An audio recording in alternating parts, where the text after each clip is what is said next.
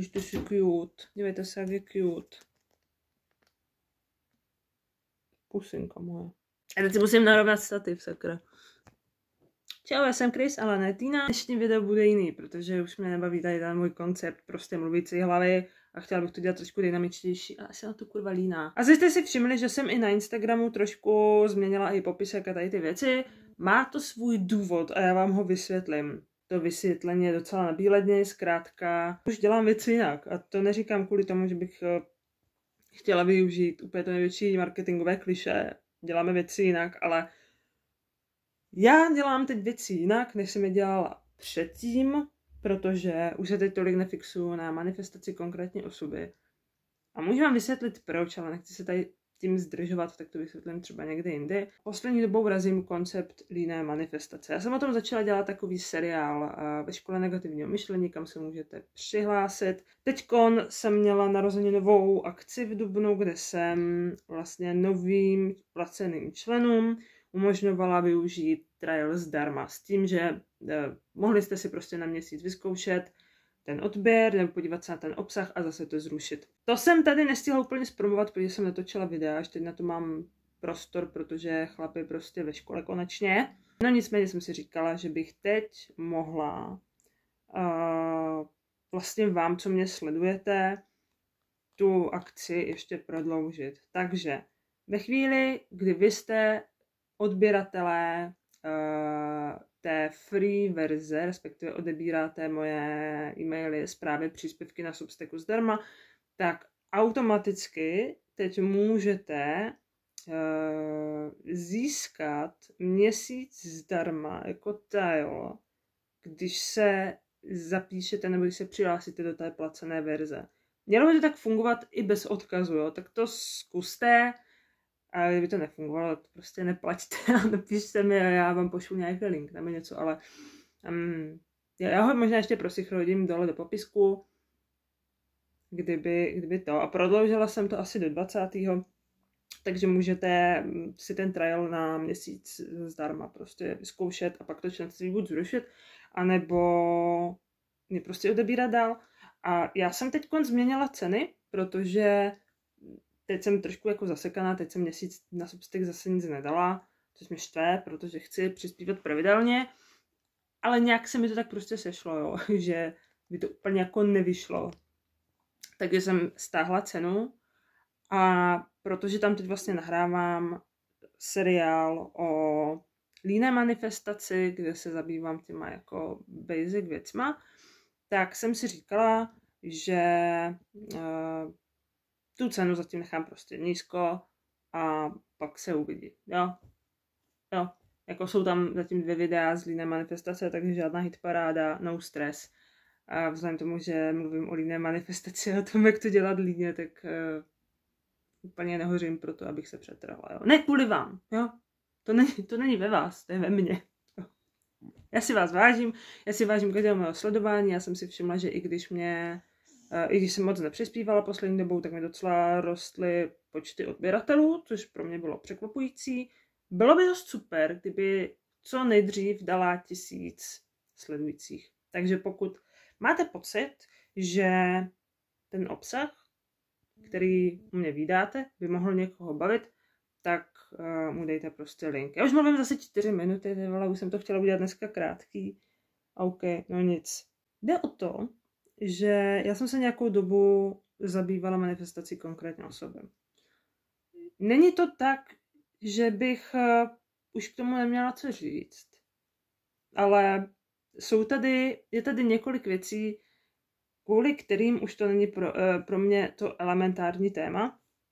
Ten první důvod samozřejmě je ten, že už to neodpovídá tomu, co já mám potřebu řešit a není to už zkrátka moje téma, co se týče jako mojí osobnosti, jo, jakože já mám prostě stabilní vztah, který je super, určitě by se tam dali najít nějaký jako kritický poznámky, ale je to úplně super, mám prostě chlapa, který za to stojí. To znamená, že manifestace konkrétní osoby už pro mě není to téma jako téma, protože jsem se postupně pozvolna přesunula od manifestace na způsob, musím všechno měnit. Do takového toho většího je mi to jedno. Jo? A říkám to navzdory tomu, že jsem se teď dostala fakt do finančních potíží, ne nějak jako zásadních, je to lepší než třeba před těmi 3 lety nebo 4 lety, když jsem prostě fakt jako si tady patlala placky z mouky a vody. Jo. Jako není to už tak tragický, protože teď mám práci na půlvazku, takže jo, ale pořád je to takový jako balancu na hraně. A to neříkám kvůli tomu, abych si zvýšila prodeje, pro boha. Jo. Pokud vás nebavím, tak mě nekupujte, neodebírejte, nekupujte nic, nepleťte nic. Jo, v žádném případě. Já jako tohle nemám zapotřebí a vy taky ne. Jde o to, že chci říct, že ty věci nejsou perfektní v mém životě a já jsem musela fakt hodně změnit přístup. A myslím si, že se mi to daří. Navzdory tomu, že ve fyzické realitě nevidím změny, jako velké změny, ale už vidím víc takových těch konsekvencí a myslím si, že to hodně souvisí s tím, že se nějak vyvím se jako člověk, vyvím se jako manifestor, i co se týče human designu, co se týče procesu manifestace. A to, jak se vyvím, mění i můj pohled na celou věc. Protože já jsem jednoznačně přesvědčená o tom, že manifestace není blud. Jo. O tom jsem jednoznačně přesvědčená. Mám o tom strašně moc, řekla bych, důkazů pro sebe samu. Pro vás to důkaz být nemusí, pro mě to důkaz je. Pro mě jsou to autentické zážitky, které já mám získaný v té věci. A zkoušela jsem různé způsoby, jak to uchopit, jak to chápat a procházela jsem si jedním po druhým. Mám pocit, že to je absolutně nepřenositelná zkušenost, že já vám tady můžu vykládat nějaké svoje cesty, nějaké svoje přístupy, to, jak to dělám, jak to chci dělat, jak to budu dělat a tak dále a tak dále. Mám pocit, že dokud si to člověk neprožije, tak to, co já tady popisuju, je úplně prdel. Protože už jsem na to zpětně upozorňovala několikrát, ale všímám si, jak já jako člověk se vyvím i duchovně, i emočně, pracovně, osobnostně, ja, tak stejně všechny ty věci, které já konzumuju, které čtu, které naposlouchávám a které nakonec vlastně hlásám dál, tak jsou popsatelný těma stejnýma slovama. Na té teoretické bázi, co já vám tady řeknu, se asi v zásadě nic nezmění. Jo? Ten můj postoj je v tomhle pořád stejný. Pořád platí ty stejné skutečnosti za mě. Ale mám pocit, že navzdory tomu, že ten doslovný popis toho, co já prožívám, jak se vyvíjím a jaká je moje zkušenost, tak ten reálný prožitek a ten reálný přístup k celé té věci je úplně jiný, je mnohem dospělejší, je mnohem realističtější, je mnohem uvolněnější a modeluju si nějaký svůj vlastní běž do prdela. Jsem si stáhla novou aplikaci na hodinky a dělá to brikule. Kde jsem skončila sakra zase. To moje paradigma se mění. To moje paradigma, jak já funguji jako člověk, jak manifestuju, jak přemýšlím, jak se rozvíjím, to se prostě mění. Já si zkrátka nějak vytvářím svůj vlastní model toho, jak to celé probíhá. A ten model, jak to celé probíhá, tkví v tom, co vám chci dneska říct. Jsme si tady udělali intro a pojďme na věci. Já jsem nějakou dobu nekonzumovala žádný ezoterický obsah, ani knížky, ani podcasty, ani videa. Na Instagram už jsem tak jako skoro nalezla, jo. Protože jsem měla pocit, že mi to nic nedává, že tam už není nic, co by mi to mohlo dát, protože mě opravdu nebaví a věřím, že dost z vás na druhé straně tam bude taky to mi takhle nastavený. Že mě nebaví poslouchat pořád ty stejné hemzy o tom, prostě ty poučky. Na okolnostech nezáleží a tvoří si myšlenkama svůj vesmír a tady ty ptákoviny, protože já tomu sice věřím, ale už jsou to tak daleký základy, už jsem tak daleko zatím, že už to omílání pořád dokola mi už nic nedává. Takže jsem došla k závěru, že bych si měla dát voraz na chvilku. A teď se mi to trochu zase vrátilo, protože přišly nějaké ty finanční problémy. Já jsem si říkala, hele, už to dokážu dělat pragmaticky, už jako nepropadám ty hysterii, nejsem pořád úplně jako vyrovnaná, ale už jsem v minulosti zjistila, že nemusím být vyrovnaná, abych si manifestovala konkrétně teda peníze, protože se mi stalo historicky pár měsíců zpátky, jsem čekala, jestli přijdou nějaké peníze nebo ne. Jednu noc jsem tak nemohla spát, druhý den jsem měla jít na Moravu. Nemohla jsem spát a říkala jsem si, well, teď bych potřebovala, aby si někdo koupil Soulmate Alchemy. Já teď už Soulmate Alchemy aktivně nenabízím, ani nevím, jestli ji mám v prodeji, protože ten web trošku teď jako leží, ale byl to vlastně takový kurz manifestace konkrétní osoby. A říkala jsem, to bych teď potřebovala, aby si někdo koupil, protože to stojí 3000 a já bych teď potřebovala ty 3000. Jak jsem vstala, tak jsem zjistila, že mám na Messengeru zprávu od kamaráda. Napsal mi, že ode mě potřebuje strašně moc pomoct, protože potřebuje udělat nějaké rešerše ještě ten den a že mi za to zaplatí ty 3000. To byl ten moment, kdy jsem si uvědomila, jako opravdu musím být hodně vyčilovaná, abych dokázala něco zhmotňovat a zbavilo mě to těch domněnek, že bych musela být úplně absolutně outside the box, abych dokázala zmotnit něco, co chci. Za mě nemusím být úplně v tom perfektním, stabilním moodu. Já můžu mít strach, můžu mít pochybnosti, nesmím tomu úplně propadat. To, co mi poslední dobou hodně pomáhá, je to, že jsem se začala obracet na zdroj. Tada! Dva termíny, které jsem hodně přijala do svého slovníku, nebo do svého diskurzu, nebo do nějaké své pravidelnosti v posledních dnech. A to je zdroj a vyšší já. Zatímco vyšší já je nějaká verze mě, nějaká, zjednodušeně by se dalo říct, je to moje duše. Jo, je to moje duchovní bytí, který ví všechno o mně, který ví, jaký je můj smysl života, ví, jaké jsou moje největší kvality a to je něco, k čemu se dá propracovat intuicí.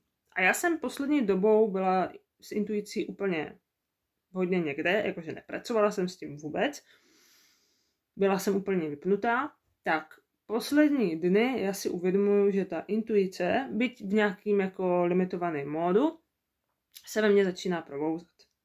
Právě díky tomu, že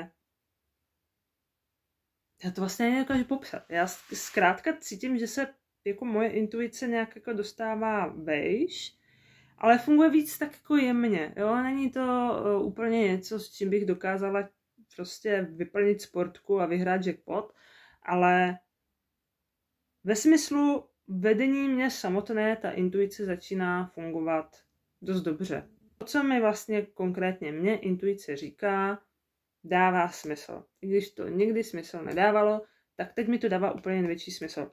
Protože já jsem nějakou dobu, do mě sledujete, tak víte, že píšu a že chci aktivně psát. Ale z různých pracovních důvodů, studijních důvodů jsem úplně neměla poslední roky čas na to napsat třeba knížku. Jo?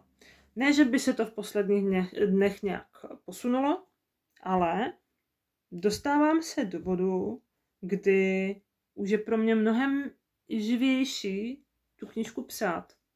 A kdykoliv, v tom je ten trik, kdykoliv já mluvím o tom, že bych chtěla být finančně nezávislá, o tom, že bych chtěla být prostě aktivní spisovatelka s tím, že nemusím dělat nic kromě psaní, to je ten moment, který u mě manifestuje. To je ten klíč k tomu, podle mě, a podle toho, co mi říká intuice, k tomu, abych vydělávala peníze.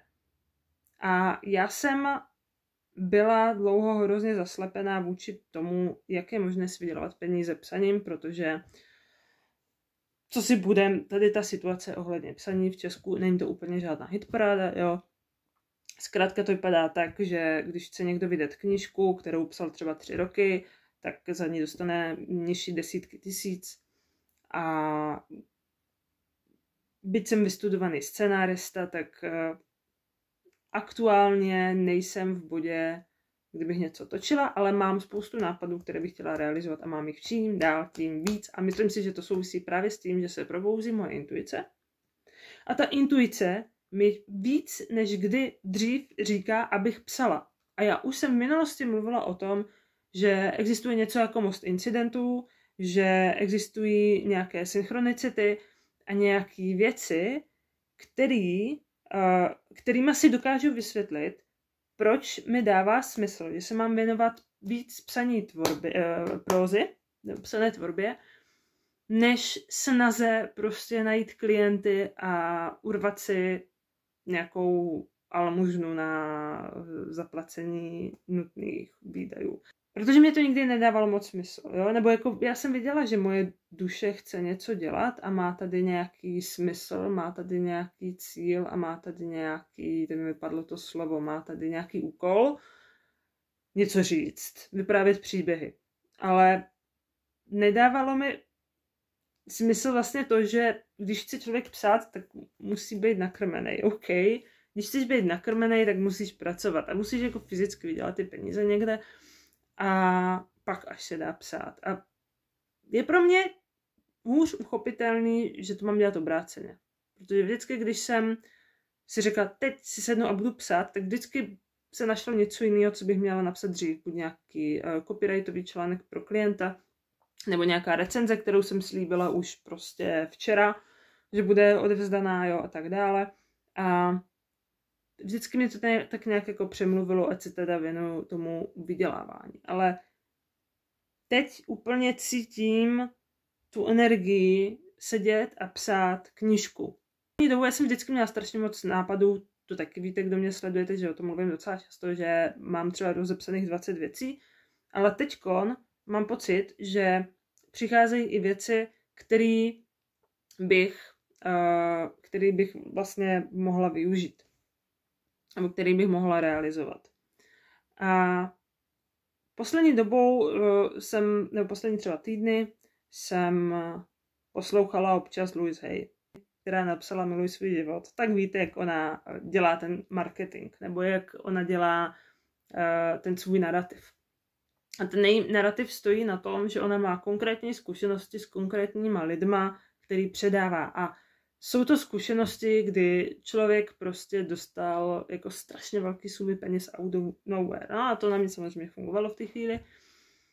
A ona tam právě mluvila o práci s vyšším já a práci se zdrojem. A o tom zdroji bych chtěla mluvit, protože to je něco, co už jsem taky slyšela jako ve spoustě verzí a ve spoustě životních etap jsem to vnímala odlišně od sebe naprosto. To je důvod, proč jsem mluvila o tom, že můžeme poslouchat celý život nějaký poučky, ale dokud nedojdeme do určité životní fáze a neskusíme si víc dalších perspektiv vůči tomu tématu, tak nám ani třeba nedocvakne, jak bychom to měli praktikovat konkrétně my, nebo jak já bych to měla konkrétně praktikovat, nebo jak bych se na tu věc měla dívat.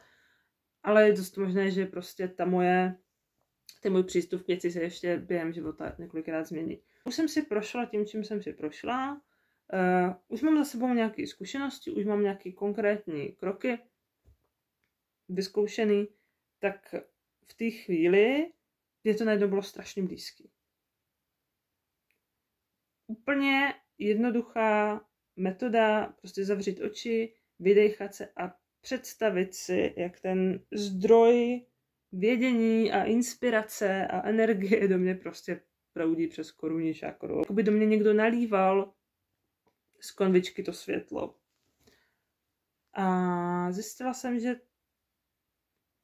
v téhle chvíli, kdy já jsem schopná věci pouštět a není pro mě úplně jednoduchý je pustit tak, abych z toho nebyla ve stresu, tak tohle je věc, která mě uklidní. Přátelé, nic se nestalo, jo? Nic se nestalo. Ale v mý hlavě došlo k takovým změnám, že mám motivaci zase dělat věci na Instagram, protože mě napadly zase nové věci, které bych tam chtěla říct a jak bych je chtěla podat a souvisí to s tím, kolem čeho se pořád točím, že bych chtěla hlavně dělat autentický obsah o autenticitě a sdělovat to svoje, řekněme, poselství, bez toho, abych musela tlačit nějakou teorii, demonstrovat svou zkušeností to, co vám chci předat a ne nějakýma poučkama, který vlastně nikoho nezajímají. Takže mi to do sebe začalo zapadat. I co se týče psaní. Já jsem to zažívala další dobu, jo, ale prostě mě napadlo udělat si Instagram v angličtině. Já už jsem si před nějakou dobou založila YouTube kanál v angličtině, je to docela trapáze, je tam jedno video a jako blábolím tam, ale říká se si, musím do toho jít, musím to zkusit. Ať si ten jazyk trošku nacvičím. No ale to vedlo k tomu, že bych mohla mít teda zase ten anglický Instagram, nad kterým jsem už uvažovala předtím, ale neměla jsem pro to reálný důvod. No a teď jsem se přihlásila na ten nebo na ten Instagram v angličtině a začala jsem tam sledovat další scenáristy a jako sledovat další možnosti.